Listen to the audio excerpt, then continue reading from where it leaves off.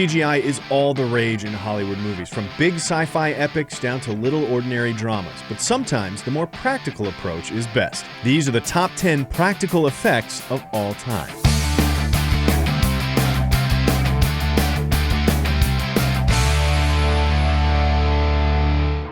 A wizard is never late, Frodo Baggins. Nor is he early. He arrives precisely when he means to. Starting us off at number 10, the Lord of the Rings trilogy.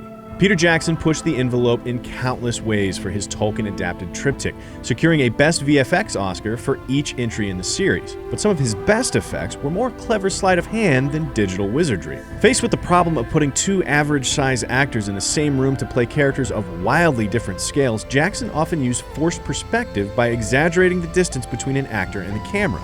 He would use oversized props for Elijah Wood and undersized props for Ian McKellen and put one far behind the other while positioning the camera in such a way that they looked much closer. And if he wanted to move the camera, wouldn't that break the illusion? Jackson used something called motion control to move the actors counter to the camera's movement in order to maintain the illusion. And when you couldn't see the actor's face, Jackson just used the good old-fashioned wig on a child technique. Classic.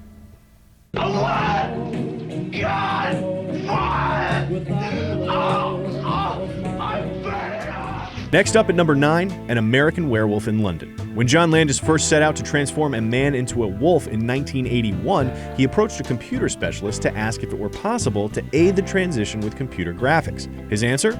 Yes, absolutely, but not in that decade. So he called up Rick Baker to do it with makeup instead. They created a transformation unlike anything anybody had seen before. It took 30 technicians, 6 months of preparation, and a whole week of shooting to pull it off, with 10 hours each morning for makeup application and 3 at night for removal. Every shot in the transformation involved a specifically planned appliance that physically underwent just a small section of the transformation, like the rubber hand that stretched pneumatically, or the rubber body that David Naughton piloted with his head sticking out of a hole in the floor, or the incredible shot of hair growing that was actually a reverse shot of hair being pulled through holes in rubber. In the end, the effect was so successful that the Academy created a whole new award category to honor them. Clear! Clear.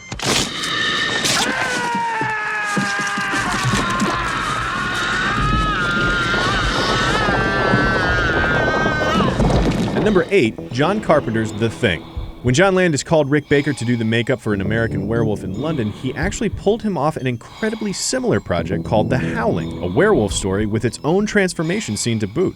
On it, Baker was replaced by his assistant, Rob Bottin. The Howling didn't end up nearly as successful as An American Werewolf in London, but it did give Bottin his first break, which eventually catapulted him towards his unbelievable work on The Thing. Check it out. There's no computers here. Every effect was hand-modeled by Bottin and his team with clay and foam and rubber and paint. In fact, Bottin had so much to do for The Thing that he worked 7 days a week for 57 weeks straight, surviving on a diet of candy bars and cola until the film finally wrapped, at which point he checked into a hospital for exhaustion, all to create some of the most nightmare-inducing creatures ever seen on screen.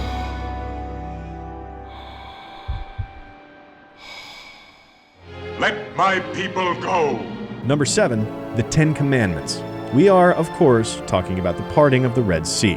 All the way back in 1956, this absolutely monumental movie moment was brought to life with a little bit of optical compositing and a whole lot of water. In order to achieve the massive parting of the sea, Cecil B. DeMille actually filmed tons and tons of water being dumped into a trough from both sides and then reversed it. When combined with the walls of water filmed sideways, it created a truly miraculous spectacle. And it's actually a remake of DeMille's previous 10 Commandments, shot in the 1920s, which had a similar but smaller effect. Back then, DeMille used the same method to shoot the sequence, just with less color, less sound, and a couple fewer tons of water. The Force will be with you. Always. Next up at number 6, Star Wars. We mentioned Star Wars for its CGI, but where would we be if we didn't mention the original trilogy's practical effects? When Lucas set out to make the film and found no effects company capable of what he'd planned, he decided to create one. Thus became Industrial Light and Magic. What makes Star Wars so special is that it was the first film of its kind to feature such a saturation of effects in nearly every frame. From stop motion to blue screen to monster costumes, Star Wars had it all. But if we had to pick one shot, we'd probably pick the very opening opening of A New Hope, upon which the success of the entire trilogy hinged. It was make or break, as audiences saw Lucas's version of space combat for the first time, and in the end, expectations were shattered. What's even better is that they had intended to model that first Star Destroyer at 50 feet long, but when they ran out of money, they could only manage 4. And yet it is still one of the most epic images ever committed to celluloid, all without the help of a computer. At number 5, the skeleton fight from Jason and the Argonauts. If you've never heard of Ray Harryhausen, let this be your introduction. Ray was one of Hollywood's most esteemed stop-motion animators. Originally inspired by King Kong, whose subway destruction sequence narrowly missed this list, Ray took up claymation at a very young age. And by the time he reached Jason and the Argonauts, he was pioneering techniques that seamlessly blended live action with stop-motion footage. It is astonishing how very real, alive, and life-size his monsters look, even though they are clay miniatures shot completely separately from the actors shown here. In fact, it took Ray nearly 4.5 months to create this sequence, during which he managed just 13 frames, or just over half a second of footage each day. And the kicker is that he worked completely alone. No assistants, no 30-person team at his side, just Ray Harryhausen in his studio, bringing monsters to life.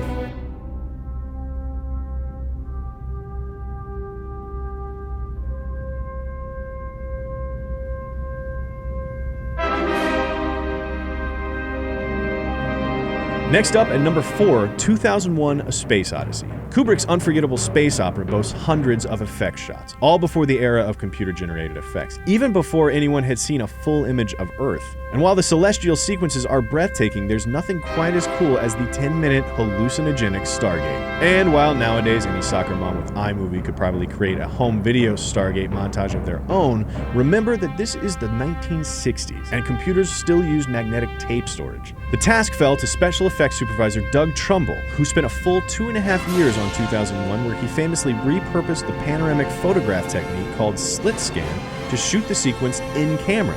Basically, he exposed the entire sequence frame by frame, and each frame millimeter by millimeter from the center outwards. He's also the same guy who, almost 50 years later, created the stunning supernova sequences from Tree of Life, again without any help from a computer, which, at that point, just seemed like showing off. Closing in at number 3, the rotating set. Now, we could keep talking about 2001 here, because the $750,000 centrifuge set was probably second only to the Stargate sequence. But we're actually going to look elsewhere. If you're thinking Inception, that's a good guess, because the fight choreography in the hallway sequence is absolutely astounding. However, we're actually going to go in the opposite direction, back to 1951 with Royal Wedding, which premiered anti-gravity in a grand fashion, with Fred Astaire dancing up the walls, onto the ceiling, and all the way around the room. The entire set was built into a geared barrel, with all the furniture anchored in place, and the camera is fixed to the room so that they rotate together, making it appear as though it is Astaire who moves around the room, not the other way around. Royal Wedding's director Stanley Donen actually reused the effect 35 years later for Lionel Richie's Dancing on the Ceiling, which clocked in as the most expensive music video ever made at that time. What are you? I'm Gotham's Reckoning. Now, if you're bummed we skipped over Chris Nolan for his take on the rotating room, may we direct your attention to number 2, Dark Knight Rises. Nolan's known for pulling off ridiculous on-screen stunts that any sane director would do digitally. In addition to rotating a hallway, he exploded a city street, flipped a semi-truck, and we're seriously hoping he finds a way to open an actual wormhole for Interstellar. But his most impressive stunt yet was the plane heist from the opening of The Dark Knight Rises. Those stuntmen are actually jumping out of a plane onto another plane. And that second plane is actually being suspended from the plane above it. And that plane's fuselage is actually being dropped from thousands of feet in the air. And just because we haven't gotten our fill of rotating sets, you should know that the interiors of the scene were shot on a soundstage with a rotating fuselage just like the one from Inception. Come with me if you want to live. And finally, at number 1, Terminator 2.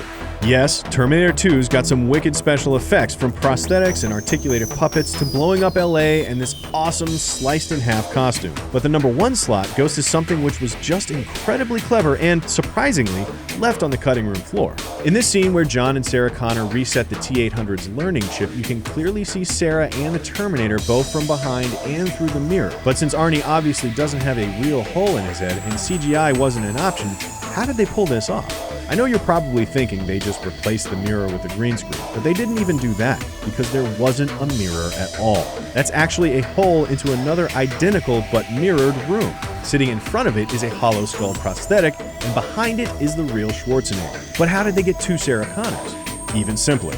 They used Linda Hamilton's twin sister. Because when it comes down to it, the simplest special effects solution is usually the best. Because ultimately, it's not about man-hours or model size or number of polygons used. It's about convincing the audience that something totally impossible is actually real. And that's exactly what they did here.